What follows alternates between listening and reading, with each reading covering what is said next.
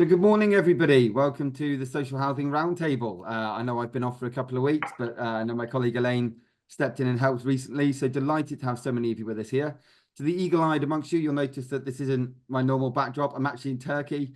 I'm having my one and only holiday of the year. I've got 1 week off. I've not taken one off this year, but we had a roundtable booked in, so the roundtable must continue. So really glad that so many of you are able to join us today because it's made me walking away from the pool for an hour absolutely worth it. So today's session, as you'll have seen, is on the consumer standards and is on older and vulnerable people. And this follows up from a recent session that we had in person. So as many of you know, Alertacall are this year's sponsor as the Social Housing Roundtable.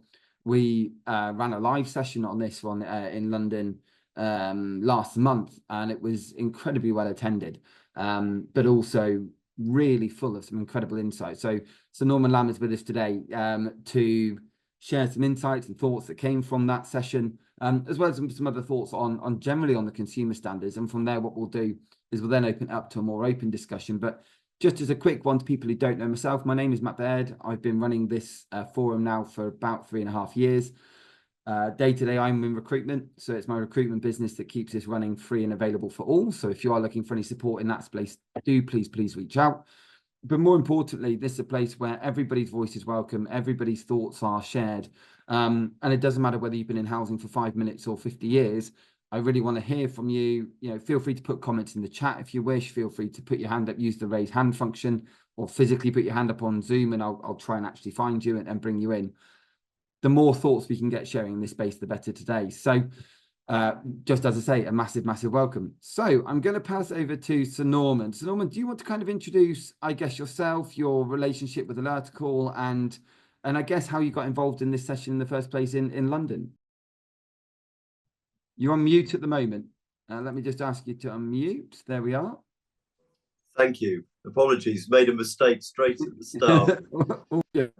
So first of all, just a sort of cautionary note, I managed to see a faint second line on a COVID test yesterday, and I spent the last 3 nights coughing and spluttering like mad. So I hope I get through this session okay, but you'll all be delighted that this is virtual, not in person.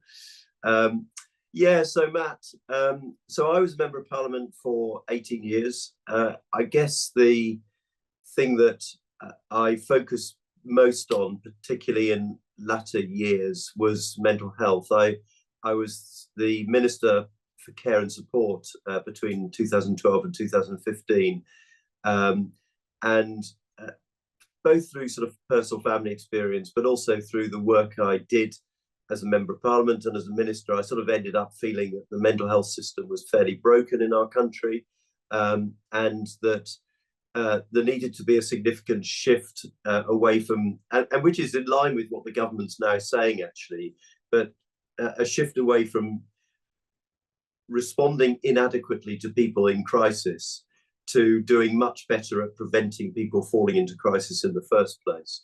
And that necessarily involves work across sectors. So we know a lot about the sort of social causes of ill health, poor housing, poor or lack of employment, deprivation, loneliness, isolation, and so forth. And yet, as a society, we don't do that much about it. We allow people to fall into crisis, and then the system is overwhelmed in trying to deal with them. And so I'm quite passionate about the case for shifting towards more effective support for people before they ever fall into crisis, to give people the chance of having a good life, to enjoy well-being, which perhaps the rest of us take for granted. And actually it ends up with everyone benefiting. The NHS becomes more sustainable, but most important of all, I think we have the chance of helping people enjoy life and be happier than they would otherwise be. So I suppose when James Batchelor, who's the chief exec of Alertacall, talked to me first about the company, it struck me that it was a fascinating way in which we can use technology to keep in touch with people and to act in a far more preventive way, to identify where there may be problems much earlier on, rather than allowing people to fall into that crisis. And when he talked to me also about the whole issue of undiscovered deaths in the social housing system, which is a pretty horrifying thing in itself, it felt to me like a really good thing that we try to keep in touch with people on a regular basis, and therefore spot when there may be issues, problems much earlier than would otherwise be the case. And I think, when we now talk about these new standards, if we're to make them meaningful and actually use them as a means of improving the deal for the people who occupy social housing, then we have to use technology in a smart way to reach particularly those people who are the quiet ones. This was, Matt, one of the things for me that came out of the session in London. How do you ensure that the quiet people have a voice, and that we know, how do we know what they might be experiencing rather than just listening to the noisy ones? And I think finding mechanisms to hear the voice of all people in social housing is a really challenging objective, but a really important one if we're to comply with the standards in a meaningful way. We talked through the standards quite extensively. There was an awful lot that came about from the standards that have come out. I think, I know at one point we split the tables and we tried to give everybody a bit of a deep dive, and yet we could have done this just pure on its own for a whole day, never mind the few hours that we had. From your understanding and from your takeaways from those days, what do you think needs to, I guess, what do you hope that the consumer standards will change in the sector? What are you hoping that through the information that we discussed on the day, particularly when it comes to older and vulnerable people? And I know there was a discussion around vulnerable as a term, which was fascinating in and of itself. Yeah. In terms of that contact, but in terms of also, I guess, what people are looking for and what people are hoping to see change. What were your kind of key takeaways from the day? Yeah, so first of all, I recognise that many of the people on this discussion today will be in organisations that are doing the very best they can to meet the needs of people in their homes. But we know that across the sector there are varying standards, just as there are, I now chair the South London and Maudsley, which is an NHS mental health trust, and I absolutely know that there is enormous variation within the mental health system and within my own organisation, and there is a need in my organisation and elsewhere to sort of shift culture.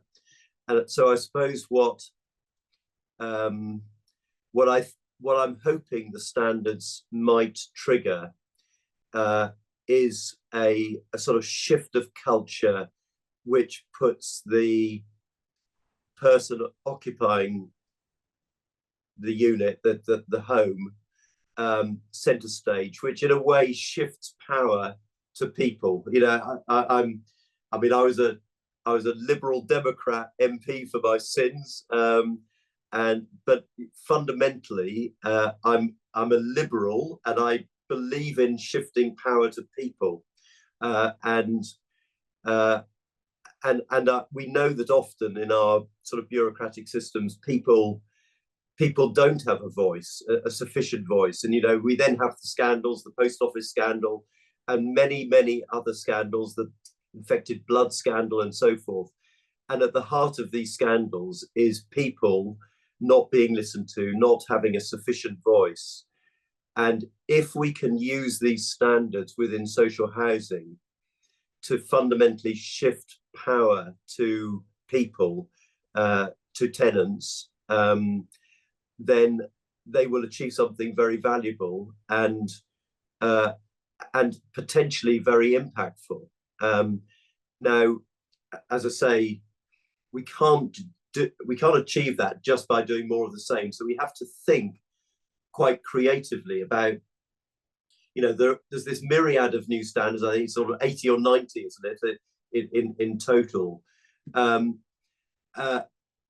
do we meaningfully seek to implement them, and in particular give a voice to those quiet people who we don't normally hear from? And so we have to think creatively about new ways of achieving that better link between landlord and tenant, social housing provider and occupier. And I think technology has to play a role in that. Now, Alertacall's one mechanism to do that. There will be other mechanisms, I'm sure, but I think finding a way of enabling better communication with every person in their home is fundamental to achieving the standards in a meaningful way, rather than a sort of tick box way, which can sometimes happen. And having been a minister in government, I'm acutely aware of the risks of regulation that sometimes can just amount to a greater burden on those trying to run systems, and if implemented in the wrong way, can become just a sort of tick box exercise. And so I suppose what I would say is to encourage people to think, let's see this as an opportunity. Let's think creatively about how we genuinely give people a greater voice, how we can improve our communication with people. And if we do that in a meaningful way, then this could be really impactful and actually ends up achieving a result for the housing provider. If you have happier, more contented tenants who feel their voice is being heard, then the job becomes a bit easier. I mean, that's I'm always convinced that whether you're talking about social housing or mental health provision or any other public service, having clients, customers, tenants, whatever we want to call them, who feel that their voice is heard, doesn't half make your job easier than having to deal with people who are always complaining and feeling not listened to. And completely, and I know that we deep dived into the 4 standards when we were there. Obviously, I mean, for those who are from outside, there's the safety and quality standard, there's a transparency, influence and accountability standard, there's a neighbourhood and community standard, and there's a tenancy standard, which obviously is, and then I guess there's TSMs alongside it. But I agree with you completely that the overall or the overarching point was about being fairer, about improving the voice, and about, I guess, trying to those expectations more clearly met between both tenants and landlords, and understanding the relationship better. And I know I raised this at the when we did the live. It's that balance at the moment. So there's some work being done. I discussed on the roundtable a few weeks ago with Dr. Hannah Absalom, who was talking about her home encounters piece of work, and she was saying actually most a lot of tenants just don't want people, their landlords, rocking up their door, don't want to know what's going on. So the standards are telling us we must engage more, we must know more. As landlords, we really need to know how many meals a day are being eaten and when they're going out for a walk. It's this balance between the two is really, really difficult to ascertain. And I think that really came through on the day. And I certainly know it's something that, you and I were discussing around this idea of how do we make those expectations fair, and how do we really ensure that the tenant voice is being heard without it almost kind of being like being too oppressive. You must talk to us because that's what's expected of you. And going, well, I just want to live in my home. And it's that balance between the two was a really interesting one when looking through the standards. No, absolutely, Matt. And that's where I think, technology can play a part, because if you've got an easy to use device in homes, particularly of the most vulnerable people, that they can use to communicate when they need to, without feeling that the sort of the housing provider is behaving oppressively, I think it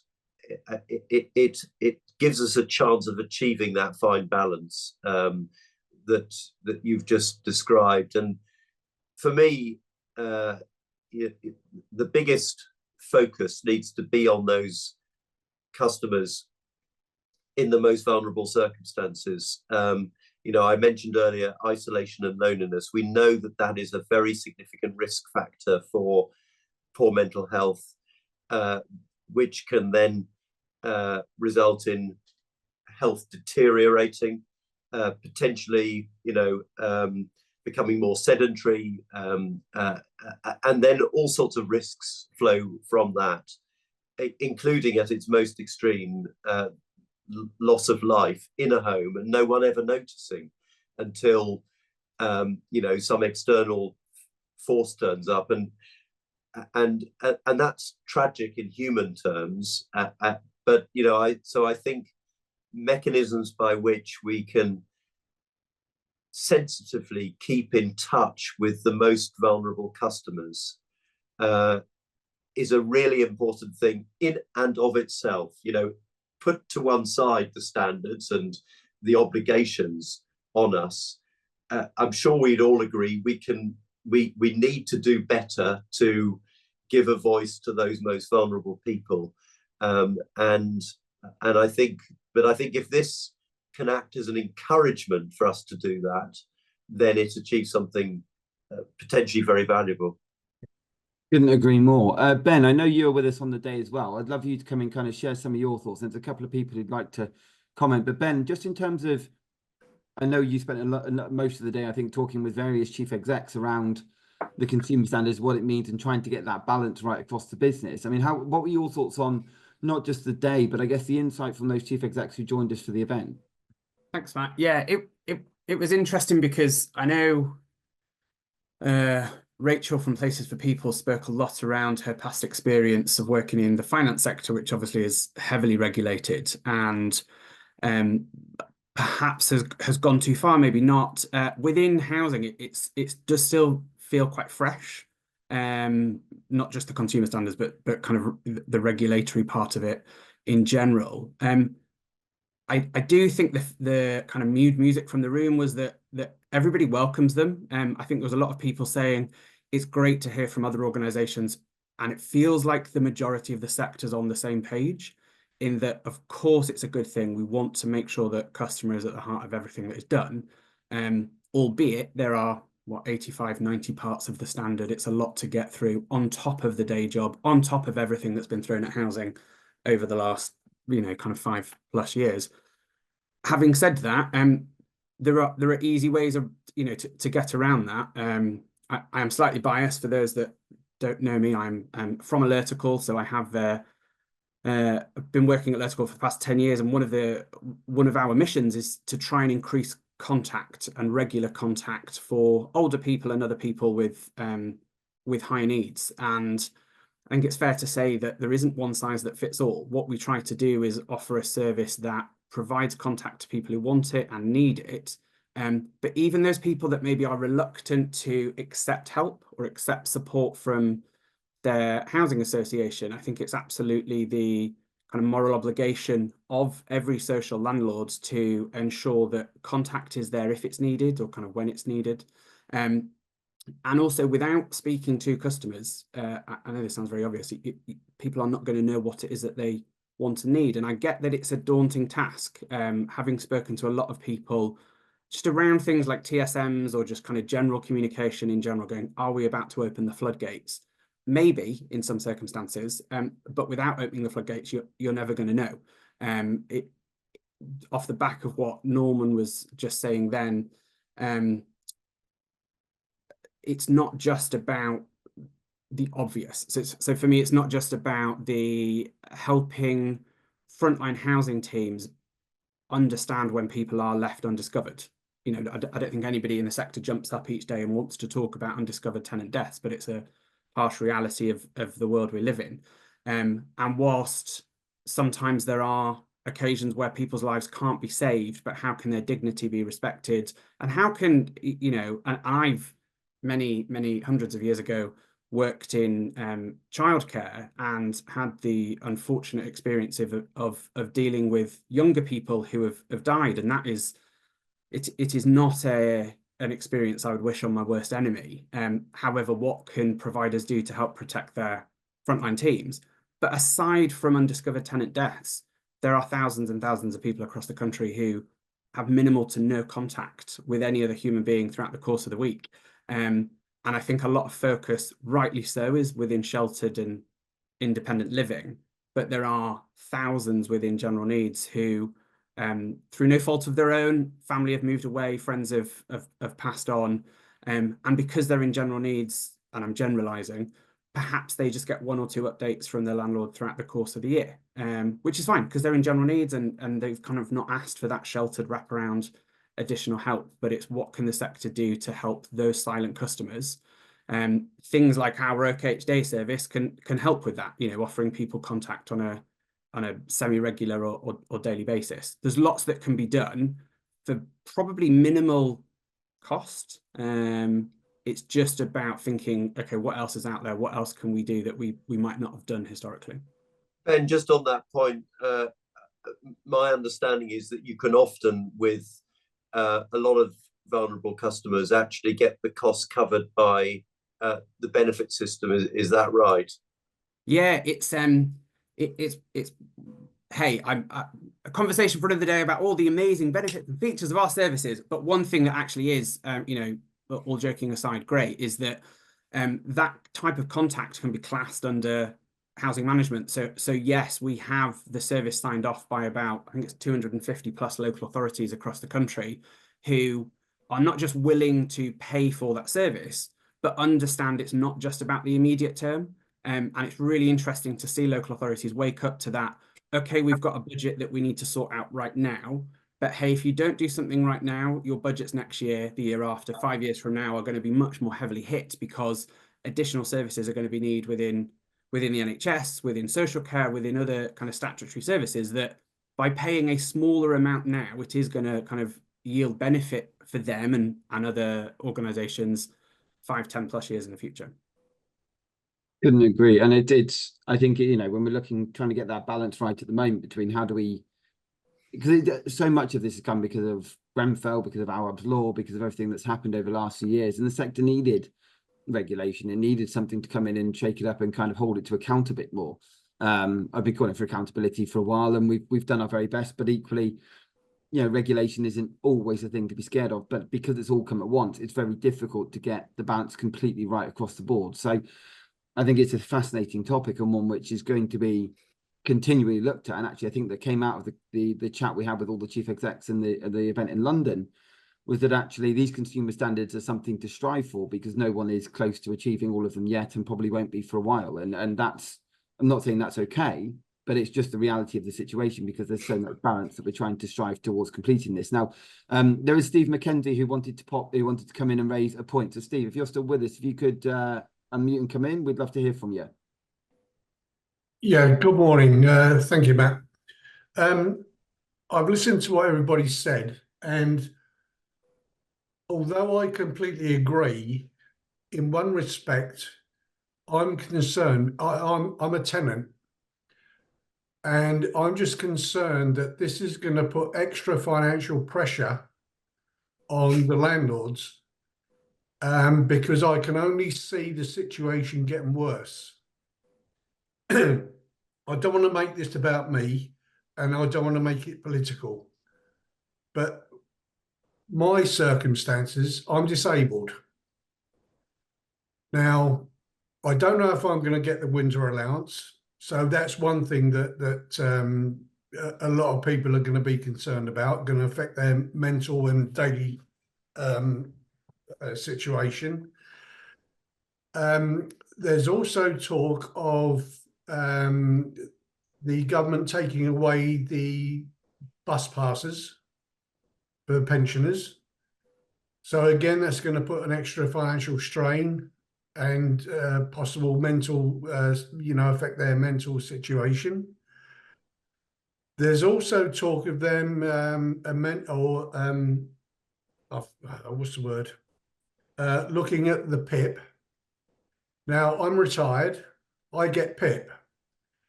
And that is what gives me my access to, ability to go out. Now, if they take that away, because I'm a pensioner, if they review it and say that you're a pensioner, you no longer need it, then I would need to rely on public transport. Now, as a wheelchair user, there's only one space on public transport for a wheelchair or a buggy. So if I go out to the bus stop and the bus turns up and there's already a wheelchair user on that bus, I can't get on it.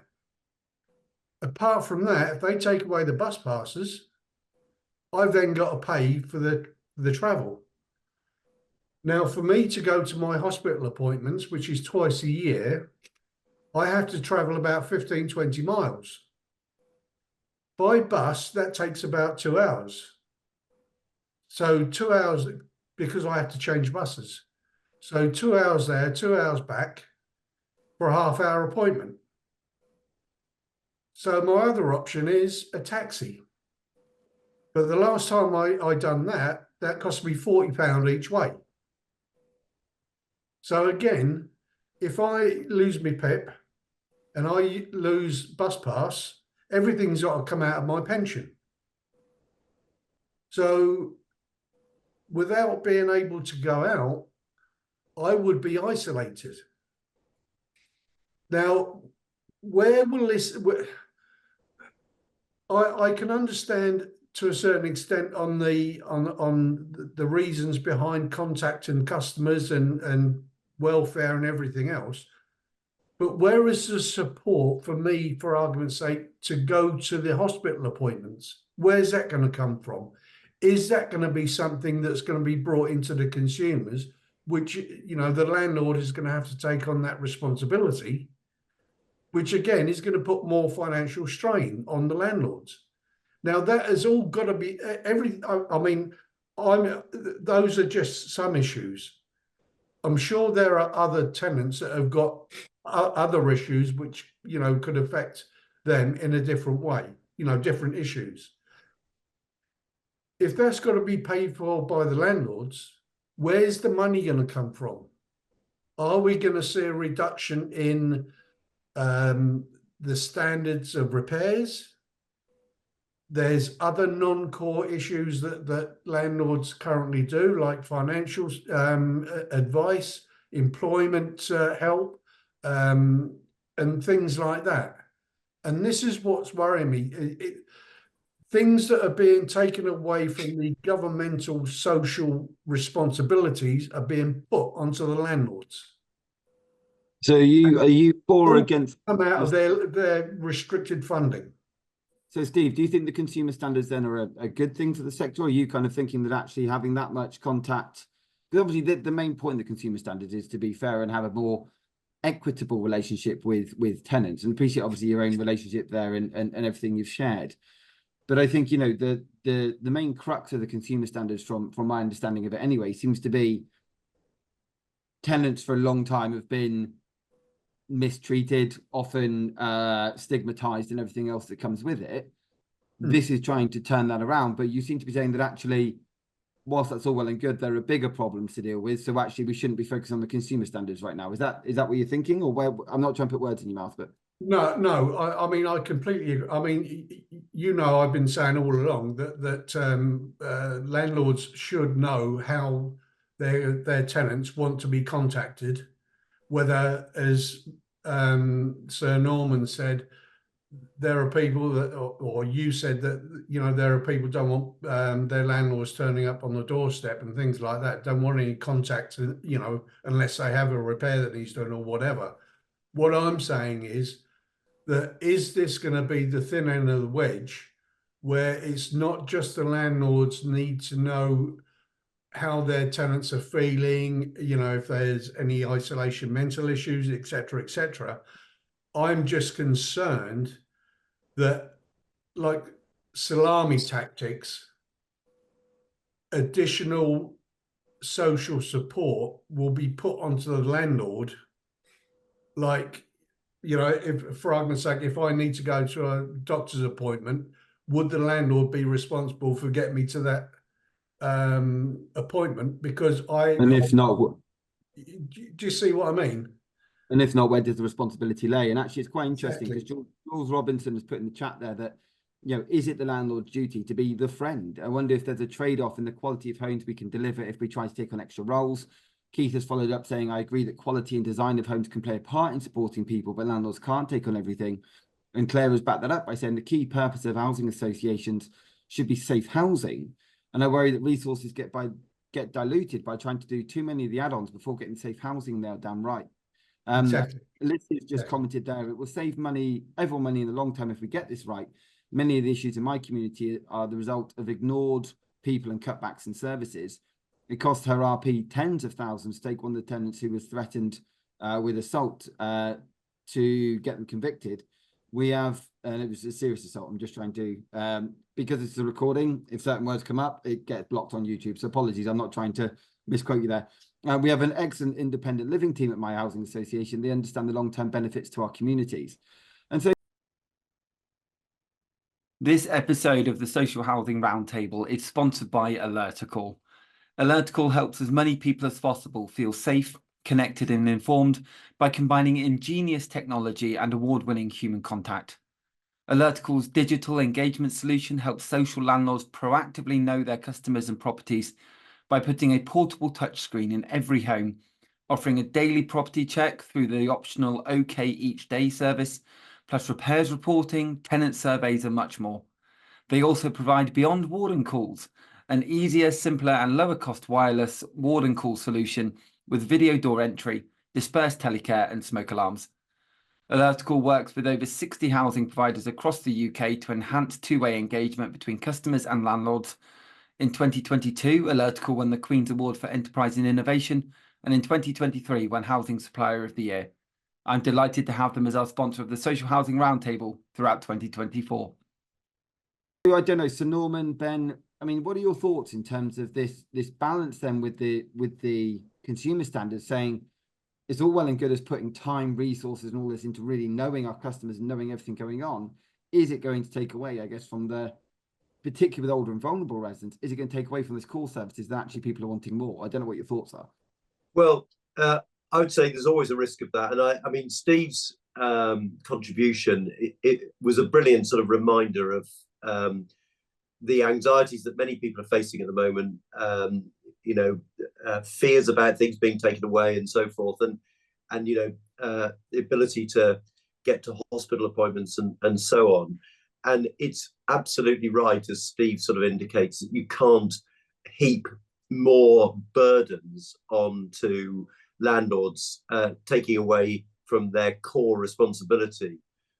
But I think it comes back to what we were saying earlier about using these standards in a sort of rational and sensible way to sort of enhance the way in which we function as social landlords, and to provide a sort of good service with good relationships with occupiers. And so I think there is a way in which you can meet the standards without it becoming overly burdensome. And part of the goal, I would say, and I'd be interested in the views of others here, from my perspective as a chair of a mental health trust, I don't think we work closely enough with social landlords. I think building closer relationships between statutory organisations and indeed community-based organisations can help us meet our responsibilities in a way that doesn't result in us having to do everything. But I mean, I'll just give one example. In my own constituency of North Norfolk, which had one of the oldest age profiles in the entire country, everybody retired to North Norfolk. So it's sort of like a very, very elderly age profile. But there were brilliant organisations across North Norfolk that provided, volunteer drivers to take people to hospital appointments or to doctor's appointments, for example. And this was, active retired people choosing themselves to give of themselves to support other people. My own mother took advantage on countless occasions from that particular service. And so social landlords liaising with community-based organisations like that might provide a support service to someone like Steve who needs to get to hospital can be a really good thing to do. But unless we know more about the needs of our tenants through effective engagement with them, then we won't be able to meet their needs effectively, which in a way is the core responsibility of a landlord, a social landlord, as I think most people would interpret it. I mean, we want, I'm sure, to be more than just a sort of rapacious landlord who just takes the rent and offers nothing else. We want to be social in the genuine sense of the word, landlords. But we mustn't be overburdened. And so sometimes we can meet our responsibilities in collaboration with others, third sector, community, other statutory organisations, all of which can help us prevent deterioration of health, keep people well, and avoid crises happening, which then come back to haunt all of us, because then the focus is on why didn't you do more? And, you know, social landlords are sometimes in the frame for when things go wrong. Why did you not do more to identify this person who's been, whose body has been undiscovered for, you know, a few weeks or a few months or whatever it might be? These awful things happen sometimes. You know, I think there are ways of trying to get the balance right, as it were, using the new standards in a way to enhance the way we perform our function, our role, but in a way that isn't overly burdensome. And sometimes involved in that is working with others, third sector and other statutory players.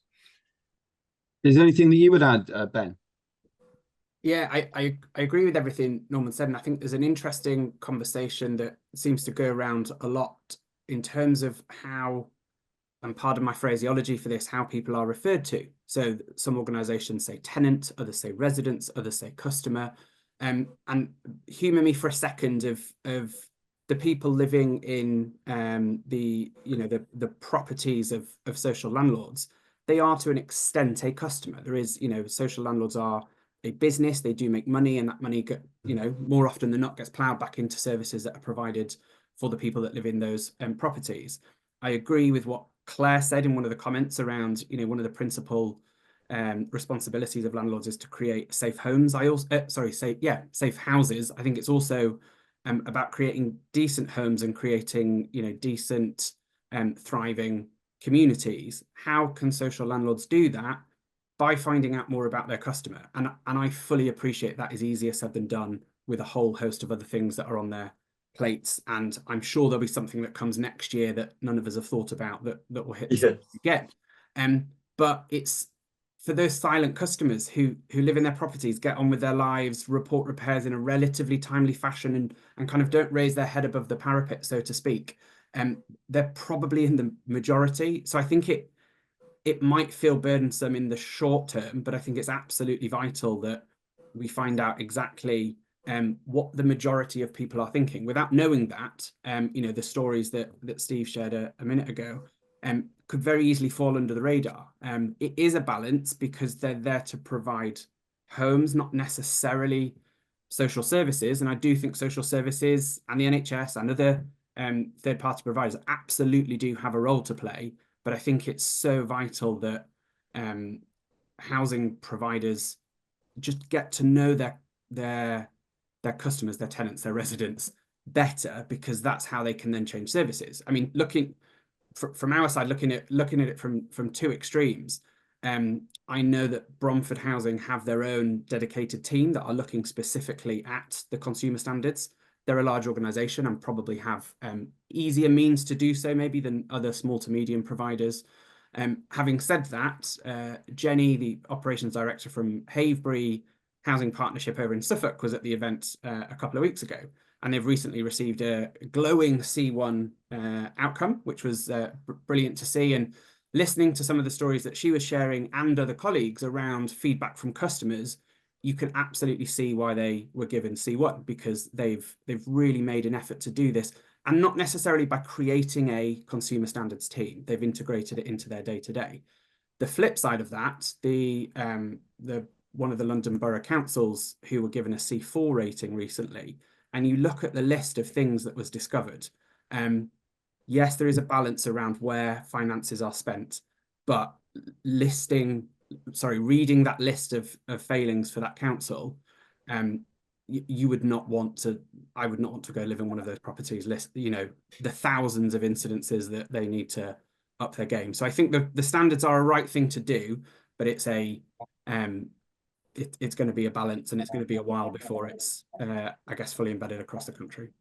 Matt, could I just I saw a comment from is it Keith Bowman in the chat, and I think it's a really important point, you know, that often the focus is just on elderly people as the people who have challenges, but actually focusing on vulnerability, and all of us can face periods of our lives where we face vulnerability.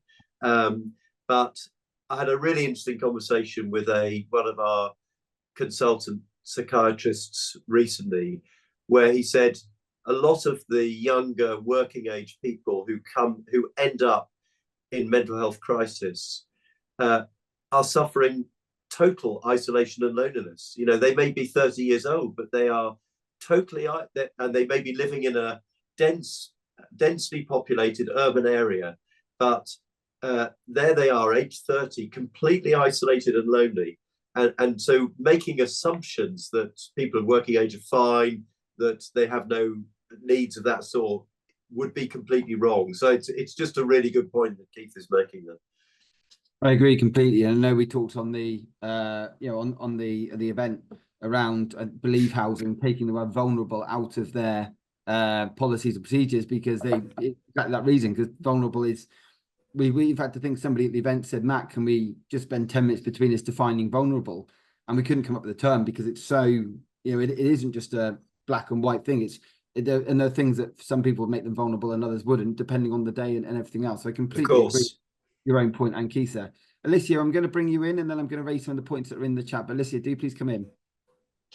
Hi, I'm actually a Havebury tenant. I used to be on the board and be on the committee, but I'm now an independent tenant. But I do still work very closely with Jenny, who used to be my mentor.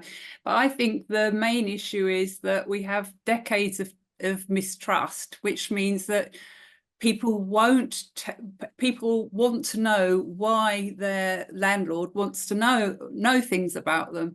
And that's something I've worked quite hard. As I say, I work independently, and it's something I did actually criticise Havebury at one stage. They weren't promoting the good things they were doing. They weren't explaining to people why they were doing them. If people suddenly are told that their housing association wants to know more about them, they actually came round and came and sat in our rooms, and people want to know why suddenly people are interested in knowing what's going on. And so the thing that I've actually done is I have really had a campaign among our tenants to explain why it's beneficial to them. And I actually said about AWAB's law, the fact that some landlords are wanting to put something in about disruptive tenants. We need to make sure that disruptive tenants, we're not talking about, we have a number of tenants, especially on my estate, that have problems with alcoholism, drugs misuse, mental health issues, learning disabilities. We have to make sure that we understand what we mean by disruptive tenant. And the only way we can do that is if we are telling people what our situation is. So I actually, with mental health, I'll tell people, explain about your mental health. I have anxiety. So my Havebury know that I prefer to be contacted via written message, because when I'm very, very anxious, I can't absorb phone calls very well. So they know, and that's something I've got everyone. We're now going back to Havebury and we're saying this is the way we want to be contacted. The other thing is when you're talking about silent voices, and this is one of the things that people don't necessarily talk about. a few of the silent voices that we have are people who want to remain silent because of various issues. Drug dealing's one. They don't want people coming into their homes. The other thing is that although we're now a housing association, a lot of people don't realise that we're not still council tenants. And there is a huge issue with people who are worried that social services are going to be involved because they have issues within their families. For instance, we have a big problem with people where they're being more tenants in houses than their housing association knows, which causes issues for some tenants because it's an invisible problem. But there are often reasons why people have got extra people living in their homes, but they're absolutely terrified if they open themselves to their housing associations, because they still think it's like the council days when, you know, the council had all the different services in one. They're terrified that if they admit they've got extra people living in their houses because of breakdown in relationships, because someone's young child can't live with their family anymore, they're terrified that people are going to come in and have a big brother approach and not actually support them. So within those silent voices, we also need to find some way of actually opening things to say, look, we're not going to come in to judge you. We really do generally want to help you. So it means sort of taking and that's the difficulty with housing associations. Where do you put that point where things that sometimes maybe do need investigation by social services, things which are a police matter when it comes to drug dealing and everything, where do you actually are you going to go in and say, well, we're going to ignore the things that possibly should have some import to actually look at the other issues that you've got? And I think that highlights one of the key problems I had when the standards were released. There was almost an expectation that if a landlord says, right, tenants, we need you to talk to us, it was again that kind of almost like master servant relationship. It was like, well, you live in our homes, therefore you owe us this kind of result. And as you say, that trust has been broken down over time. You know, I mean, you look at, Ben just mentioned there what happened with Newham Council.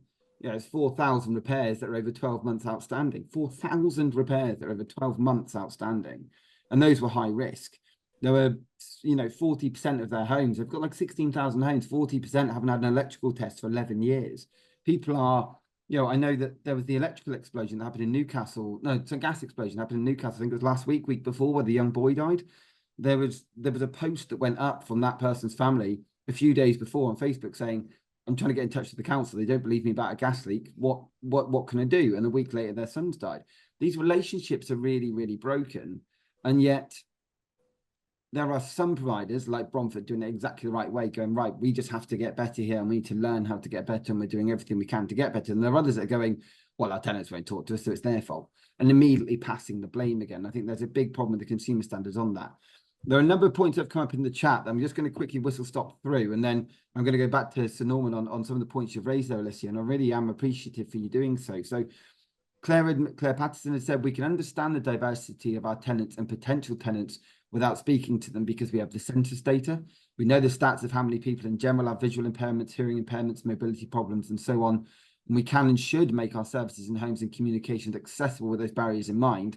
And she agrees with Sir Norman too, though, that we need channels for communication from the landlord. I think that's the challenge, is the census is only as good as the day it's released.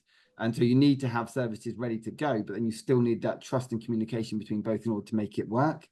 Alicia had mentioned about Abb's Law, which obviously she's just been through and shared through in more detail there. So thank you very, very much for doing so. Keith, we mentioned Keith's point there around vulnerable rather than older. And do we need to redefine our definition of older or lose it altogether in favour of assessing vulnerabilities irrespective of age? As he's mentioned, I'm a 60+ housing strategy manager, fed up being told that older people are 55+ are digitally disengaged in some way. They absolutely aren't. Some people of all ages are digitally disengaged. It isn't just to do with age. So obviously there is a a narrative and showcasing both. Apologies, I've got a fly on my screen. We've been through the one that was raised there. Aklak said, Norman, I couldn't agree with you more. I do think landlords at times are carrying out a tick box exercise. and do not really understand the customers they have. It's okay having a TLO, but we need to engage with different people in different ways. They need to understand the customers better to identify the needs of the customers and how they want to be communicated with without being intrusive. And Claire's backed that up by saying there are some simple ways of making services and communications much more accessible to the majority of people without sending out surveys. The use of plain English wouldn't be amiss. Jules, as a firm advocate for partnership between health and housing, particularly in field of falls prevention, social landlords could save the NHS a huge sum of money by signposting to proper support services. The challenge is agreeing a functional and fair way of working. Tony Bradley, aren't GDPR principles of the standards if the tenants tell the landlords they're disabled and say they use this to get to the hospital to send transport? Claire's mentioned there are. When the landlord collects any personal data from a resident, they should be really clear about the purpose, why they want the information, and how they will use it. It can't be lawfully repurposed. So we need to think about security. Steve agrees with the organisations working with external agencies when necessary, but if those agencies are lacking, then who takes responsibility? I mean, that's the whole public sector service in general, Steve. So if you can find an answer for that, that'd be amazing, but I agree with you. Claire hates the phone too, but find it depressing that there's an expectation you have to tell your landlord about your health issues just to be able to get written communication instead of the phone. That should be something you can get as good as customer service. Paul has mentioned some people don't realise the problems they have and vulnerabilities they have and are afraid of being stigmatised, and the points go on, which I'll come back to in a minute. But so Norman, just on the points there, I guess both Alicia were making and that you're hearing in the chat, there seems to be the same narrative coming through. So much of it comes down to trust in communication and actually faith that if you're going to ask for help, or that, you know, you can rely on your landlord to get that help in the first place, because otherwise people just go elsewhere. Yeah, totally right. I mean, first of all, what a fantastic, rich range of comments coming in through the chat, and Alicia was totally right on this trust issue. And I do think, you know, there is a sort of, there's a culture issue here, I think, for organisations. And I've faced this completely at the South London and Maudsley Mental Health Trust. Unless we accept, you know, running big organisations, that there will be some people who don't trust us for perhaps good reasons, then we'll never build trust. We have to start by accepting that we may not be as good as we want to be, and that we've got work to do. And, you know, I'm a great believer in a bit of humility, recognizing that we can improve is a good starting point, and recognizing also that trust does not come overnight, that it's not something that we just are entitled to. You have to justify it, and you justify it through a slow, laborious process of doing the day job, doing it effectively. And that's what I'm saying here. If we can use these standards as a way of changing the culture to improve our day-to-day communication with people and improve their ability to communicate with us. Of course, if they communicate with us and then we ignore what they tell us, then we'll be back to square one. So, you know, we have to open up the mechanisms to enable people to communicate with us. That's where technology can play a really valuable part. But then we have to actually act on what they're saying. We can't just then ignore it, or they will become even more jaundiced and skeptical about our value. So, you know, culture change, humility, doing the J job effectively, but using technology to enable people to communicate more effectively with us, I think is also really important. And on Alicia's other point, you know, there are people who are up to no good. We have to also be, you know, open and honest about that. There will be people dealing in drugs and so forth, but perhaps also make it easier for their neighbours to raise their concerns about what's happening in their neighbourhood by improved communication mechanisms to raise their concerns, to ensure that those perhaps silent voices who are frightened because things are going on in a neighbouring flat or house that is causing them anxiety and fear. Let's improve our means of communicating with those people as well, and let's totally recognise that none of this should be about, you know, neglecting our statutory responsibilities to confront bad behaviour when it exists. But if we can find a way of knowing our population of occupiers, residents better, then I think we stand a much better chance of achieving those goals. I couldn't agree more. And I know we're going into the last kind of couple of minutes, and some of the other points that were raised on the chat there. So Steve McKenzie had said one thing that would have helped enormously would be to bring back TLOs in person and not rely solely on electronic means.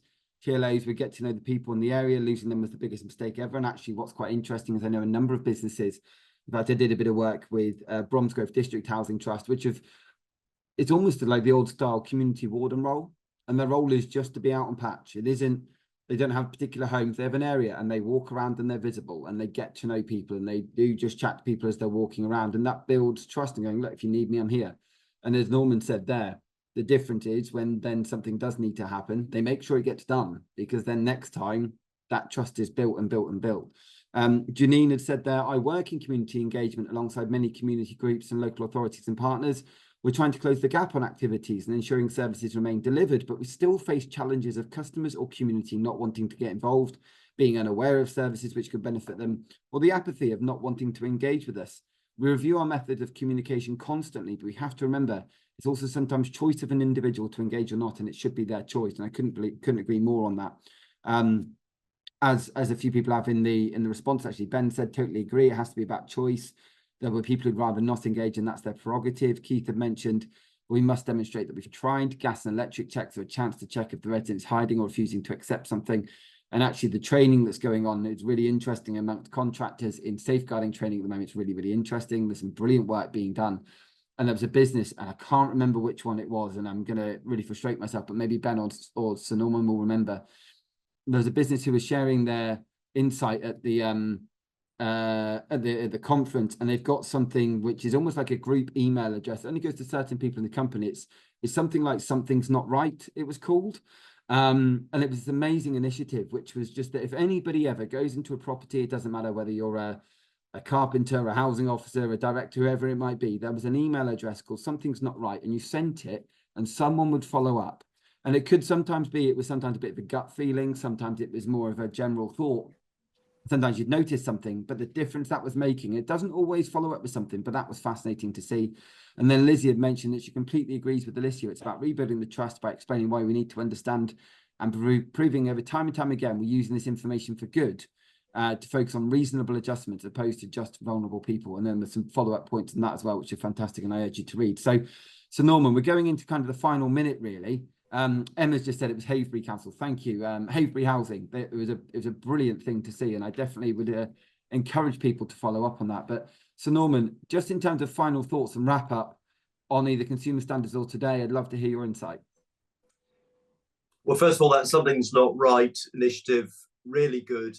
And whether you use that as a means or some other means, the idea of an organisation genuinely empowering their staff to speak up if there's something that concerns them on a visit or on some communication with a resident, then encouraging them to feel able to speak up, to alert someone to their anxiety is completely the right thing to do. But I suppose my closing comments would be, use this moment of the new standards to improve culture, to recognise that humility is the best approach, to recognise that we can all improve what we're doing, to find ways of giving a voice to particularly those people who are most silent, hardest to reach, but probably also the people who are most at risk of something going wrong. It's a real opportunity to, in a way, do our job more effectively, with the aid of technology, because that can play its part.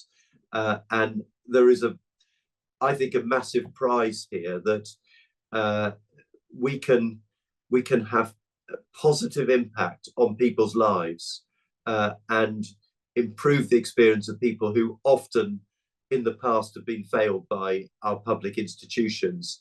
And we can play a part in changing that and giving them a greater voice. And for me, that's a really valuable thing to try to achieve. I couldn't agree more.